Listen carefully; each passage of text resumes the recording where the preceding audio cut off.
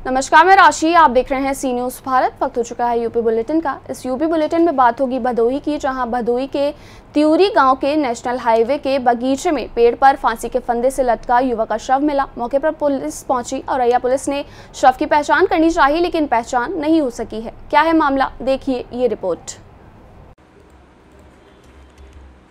औराई कोतवाली क्षेत्र के त्यूरी गांव में नेशनल हाईवे के उत्तरी लेक के किनारे बगीचे में आम के पेड़ पर फांसी के फंदे पर लटकता हुआ युवक का शव मिलने से तरह तरह की चर्चाएं मौके पर हो रही हैं।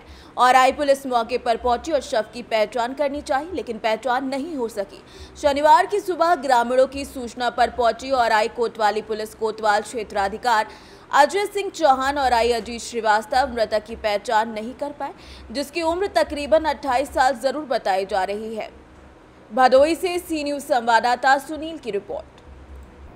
बिजनौर के ग्राम बालकिशन में गृह कलेश के चलते एक विवाहिता ने फांसी लगाकर आत्महत्या कर ली। घटना की जानकारी मिलते ही पुलिस मौके पर पहुंची और मृतका के परिजनों को सूचित कर शव को पोस्टमार्टम के लिए भेज दिया है। क्या है मामला, देखिए ये रिपोर्ट। बिजनौर के थाना शेरकोट क्षेत्र के ग्राम बालकिशनपुर में गृह कलेश के चलते एक विवाहिता ने अपनी जीवन लीला खत्म कर ली। घटना की जानकारी मिलते ही पुलिस मौके पर पहुंची और मृतका के परिजनों को सूचित कर शव को पोस्टमार्टम के लिए भेज दिया। मृतका का पति लखनऊ में काम करता है, जबकि घटना के समय गांव के लोग और मृतका के देवर घर पर मौजूद थे। पोस्टमार्टम की रिपोर्ट के बाद ही मामले में कानूनी कार्यवाही की जाएगी। क्या नाम है आपका? ये घटना हुई है, क्या मामला है पूरा? वैसे तो हमारे घर में कोई विवाद नहीं था जी। जो भी बात हुई उनके पति से भी और उनकी मम्मी से। पता नहीं उसके बाद जो है अपना जो है खाना वाना खाया सोना और जो कागज हमारा वो छेदने के लिए छेद पाया। उसके बाद ही दोपहर उन्होंने कहा। उसके बाद कोई वो विवाद नहीं था, कुछ भी कोई दिक्कत नहीं थी। खाना बनाया खाया और जो नहीं मतलब कोई वो दिक्कत नहीं थी। ना किसी से बोलना ना चालना, किसी से कोई फांसी कितने बजे लगे? पुरानी कोई रंजिश चल रही थी? कुछ नहीं। परिवार में कोई विवाद नहीं। घटना कितने बजे की है? पुलिस को सूचना कितने बजे दी आपने? इनके पति कहाँ रहते हैं? क्या नाम उनका? बच्चे कितने? थाना क्षेत्र शेरकोट के बालकिशनपुर गांव से एक विवाहिता महिला के हैंगिंग की सूचना प्राप्त हुई थी। इस सूचना पर तत्काल स्थानीय पुलिस फोरेंसिक टीम के साथ मौके पर पहुंची और परिजनों के साथ संपूर्ण घटनास्थल की जांच की। इसके बाद पंचायतनामा और पोस्टमार्टम की कार्यवाही कराई जा रही है। सुसंगत धाराओं में अभियोग पंजीकृत कर सभी बिंदुओं की गहनता से जांच कर विधिक कार्यवाही सुनिश्चित कराई जाएगी।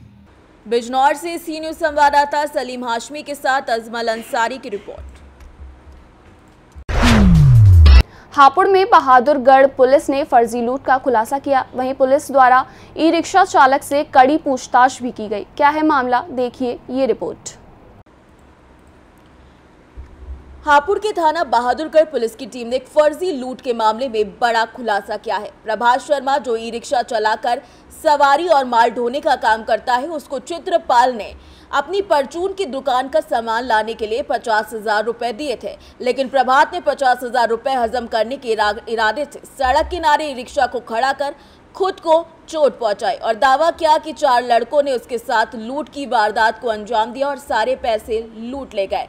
स्थानीय पुलिस ने इस घटना की जानकारी मिलने पर ई रिक्शा चालक से कड़ी पूछताछ की और घटनास्थल का निरीक्षण किया। पुलिस ने पाया कि लूट की घटना पूरी तरीके से फर्जी है। साथ ही पुलिस ने आरोपी के कब्जे से 46,400 रुपए भी बरामद कर लिए। सर, बहादुरगढ़ पुलिस ने एक फर्जी लूट का खुलासा कराया, क्या है पूरा मामला? कल शाम को ग्राम लुहारी के रहने वाले चित्रपाल जी द्वारा यह सूचना दी गई थी कि उनके द्वारा लगभग 50,000 रुपये दे करके अपने गांव के ही एक लड़के प्रभात को ई रिक्शा से परचून का सामान लाने के लिए भेजा गया है, लेकिन अब वो पैसे देने में आनाकानी कर रहा है और बता रहा है कि उसके साथ लूट हो गई है।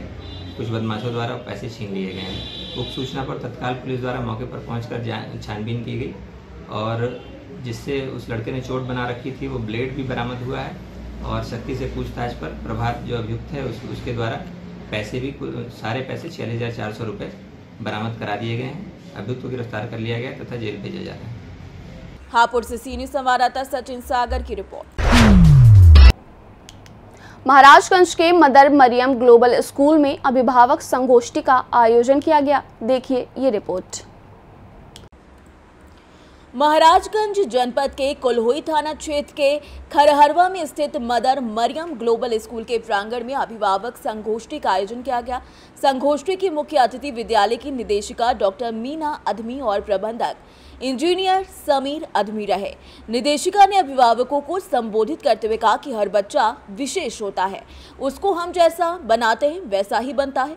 विद्यार्थियों के उज्जवल भविष्य के लिए विद्यालय हमेशा तत्पर है। साथ ही साथ उन्होंने कई और तरीके की अपील भी की।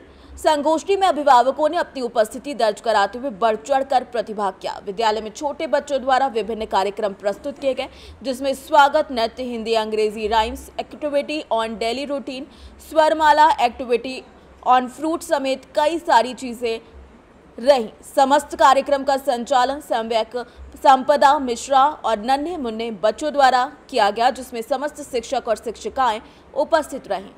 महाराजगंज से सी न्यूज संवाददाता अंगद शर्मा की रिपोर्ट। उन्नाव के सामुदायिक स्वास्थ्य केंद्र में एक बड़ा मामला सामने आया है, जहां ड्यूटी पर तैनात एएनएम ने नवजात शिशु को टीका लगाने के नाम पर मरीज से 500 रुपए मांगे। देखिए ये रिपोर्ट। उन्नाव में सामुदायिक स्वास्थ्य केंद्र फतेहपुर 84 में गंभीर मामला सामने आया, जहां ड्यूटी पर तैनात एएनएम ने नवजात शिशु को टीका लगाने के नाम पर 500 रुपए मांगे, जबकि योगी सरकार भ्रष्टाचार मुक्त प्रदेश का नारा दे रही है। उनके सरकारी कर्मचारी इस पर धब्बा लगा रहे हैं। सादुल्लापुर निवासी मंजू देवी जब अपनी बड़ी बहन की बेटी को टीका लगवाने सामुदायिक स्वास्थ्य केंद्र शहीद गुलाब सिंह लोधी पहुंची, तो ड्यूटी पर तैनात एएनएम शशि ने अभद्रता की सारी हदें पार कर दी। उन्होंने मरीज को देखकर आक्रोशित होकर अभद्र भाषा का प्रयोग किया और कहा कि नॉर्मल डिलीवरी कराने के लिए यहाँ चली आती हो और ऑपरेशन प्राइवेट में करा लेती हो, जबकि मरीज का कहना है कि नॉर्मल डिलीवरी की स्थिति नहीं थी।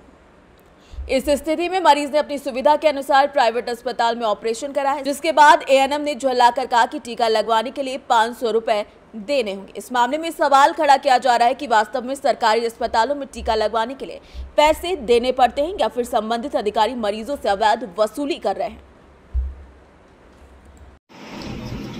क्या नाम बेटा तुम्हारा? अच्छा, क्या मामला? भी आप सामुदायिक स्वास्थ्य केंद्र फतेहपुर 84 गई थी, क्या मामला है?